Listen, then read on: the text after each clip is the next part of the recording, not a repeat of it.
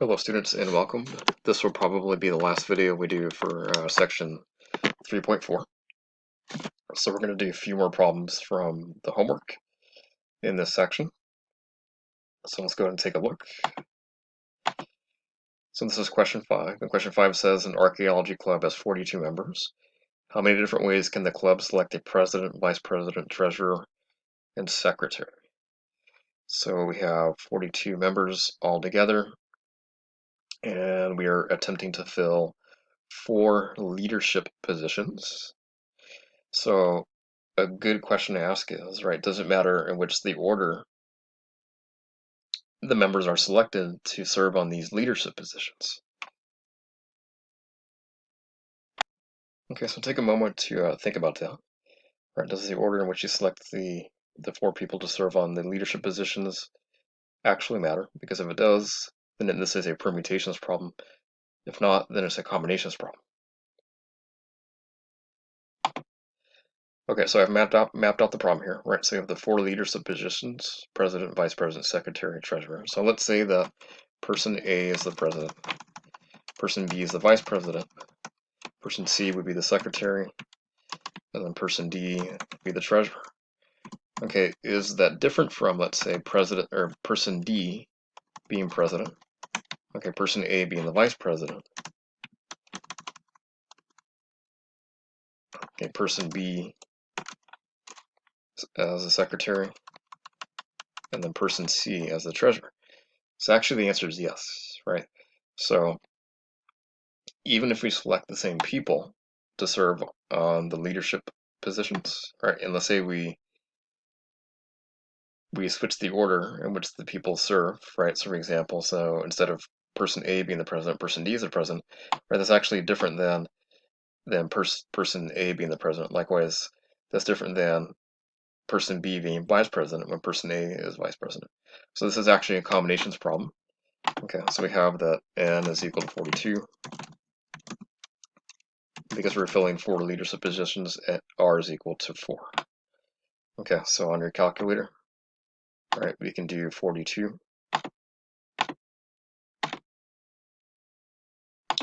permute 4. Okay, we get the big number there, right? 2,686,320.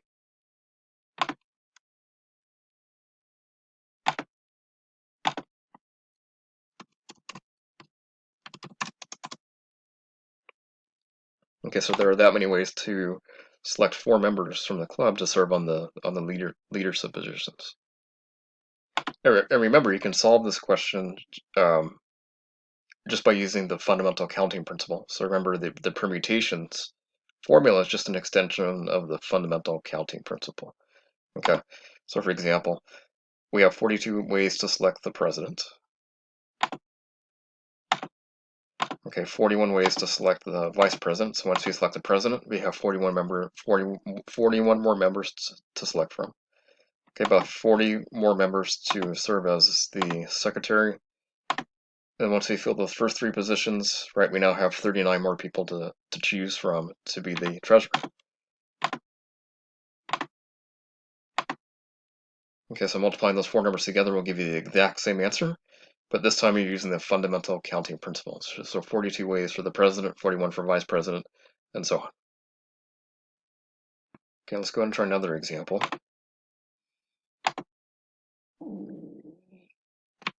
Okay, so number 6 says a class has 35 students, and how many ways can 4 students form a group for an activity? And then it says in parentheses here, assume the order of the students is not important. So that's pretty obvious. Anytime the order of your selections is not important, that's automatically a combinations problem. So I'm going to go ahead and skip over question 6 and try question 7, which says a certain lottery has 33 numbers. And how many different ways can 6 of the numbers be selected? And in parentheses it says, assume that the order of selection is not important.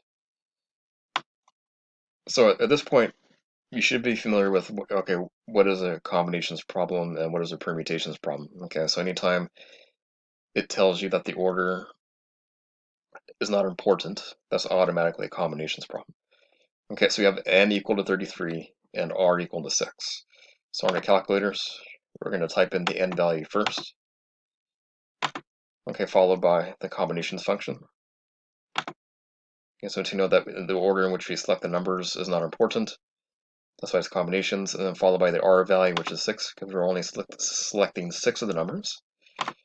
Okay, and we just get just over 1 million combinations, so 1,107,568. Okay, so the number of ways we can choose 6 numbers from 33 numbers total. All right, and when you use the combinations function in your calculator, it's important that you don't confuse the r and n values. Okay, so r will always be less than n. So for both the permutations and combinations function, the n value comes first, and you'll see that in the way that the function is symbolized on the calculator, right? N always comes first, followed by the r value. But let's say that that we didn't know that, right? Let's say you put the r value first, okay, and let's choose the combinations function followed by the n value, right? Let's say you switch them accidentally. Well, what will the calculator give us? Okay, the calculator will give you 0, because if you have n equal to 6 objects, and you're selecting more objects than you actually have, right? That's actually impossible. You can't do that, right? So in other words, this makes sense, but for the problem, right? You should not be getting 0 ways, right? So anytime you switch the n and r values and you get 0, you know that there's something wrong. Okay, so in other words, you should not be getting an answer of 0, but if you do, right, the calculator is telling you that, okay, if you have n equal to 6 objects and you're selecting 33 objects, well, that's impossible. You can't select more objects than you have. Right, so that's why it's telling you the answer is 0, but you know that's not correct. Okay, let's try another problem. All right, number 8 says, you look over the songs in a jukebox and determine that you like 12 of the 59 songs. So part A is asking for the probability that you like the next 4 songs that are played. Okay, and it says, assume a song cannot be repeated. Okay, so a natural question to ask is, does it matter in which order the songs are played? So you can argue that the answer is no, right? If you like the next 4 songs that are played, it doesn't really matter in what order the songs are played in. Okay, so you can think of this as being a combinations problem. The other thing you need to be aware of is that it's asking for a probability, okay, rather than the number of ways that you can accomplish something. Okay, so we still need to figure out the number of ways of selecting 4 songs out of the 12 that you do like, and selecting 4 songs out of the total 59. Okay, so we're going to do both, and we're going to use the combinations formula. So let's assume.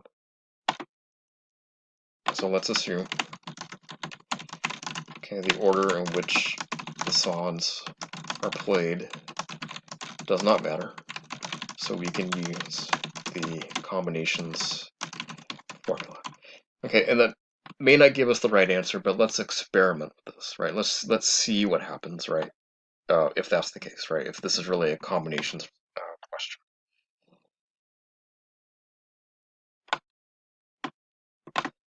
Okay, so the first thing we want to figure out is, okay, how many ways can we select? How many ways can the next 4 songs out of the 12 that you do like be played next? Okay, so in this case, n is equal to 12, right? Because that's how many songs total that you like. Okay, and we want to know the number of ways that the next 4 songs are songs that you like. So r is equal to 4. Okay, so using that combinations formula, right? The number of ways to select the next 4 songs that are songs you like are 12 choose 4. And we can put that in our calculator. So 12 choose 4.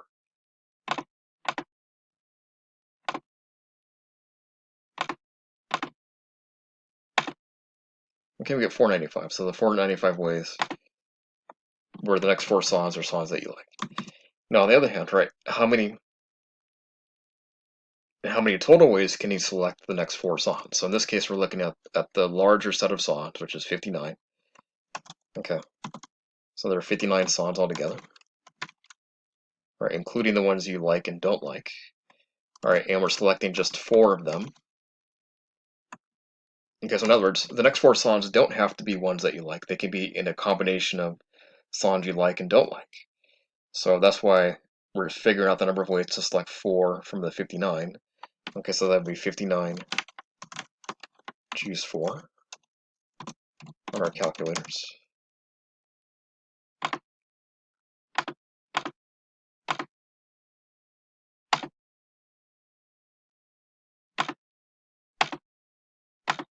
Okay, that's a big number there, 455,126. Okay, so that's the number of ways you can select the next 4 songs.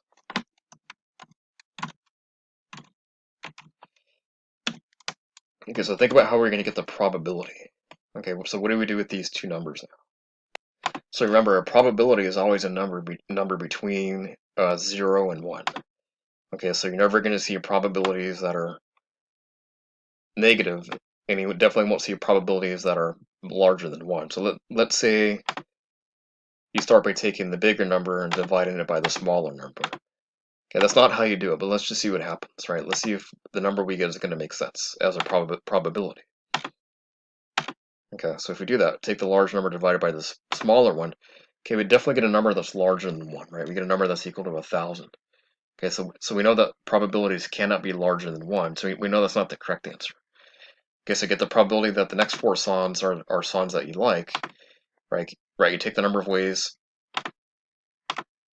that the next 4 songs are songs that you like, which is 495, which is a smaller number, and then divide it by the number of ways that the songs are any combination of songs that you like or don't like.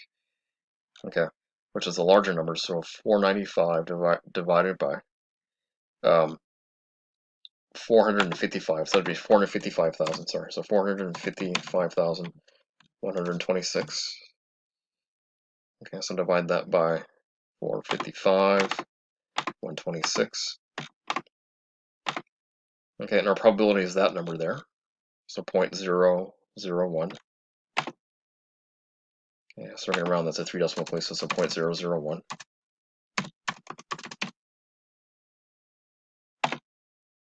Try that again.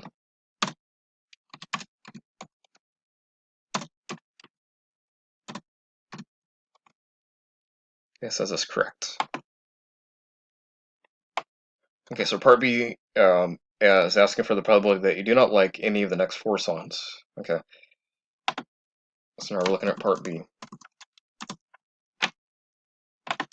Okay, so if there are 12 of the songs that you do like,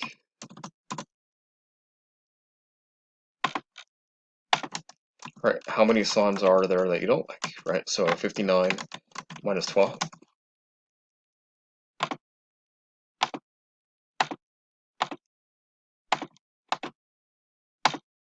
Okay, which is 47. So 47 songs are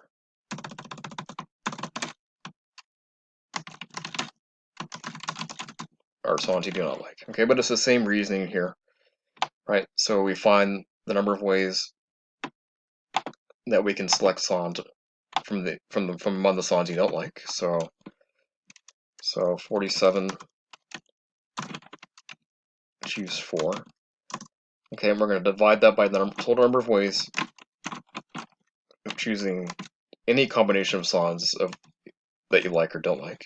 Okay, when we saw that was 455,126, we're not going to do that one again. Okay, we're going to figure out 47, choose 4.